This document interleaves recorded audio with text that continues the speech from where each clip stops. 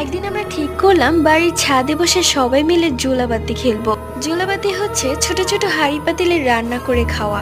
সবকিছু ঠিকঠাক করে নিলাম, বান্ধবীরাও চলে এসেছে, বিকেল হয়ে গেছে প্রায়। তখনই মা আমাকে এক বাটি তরকারি দিয়ে বলল, আজকে লতি তরকারি রান্না করেছি, তোর দিয়ে যা, তোর খালাকে দিয়ায়। আমি বললাম, আরে মা, এখন তো বিকেল, একটু পরে সন্ধে হয়ে যাবে, তখন খেলতে পারবো না। তখন মা বলল, আগে তরকারিটা দিয়ে তারপর খেলবি, নয়তো আমি খেলতে দিব না।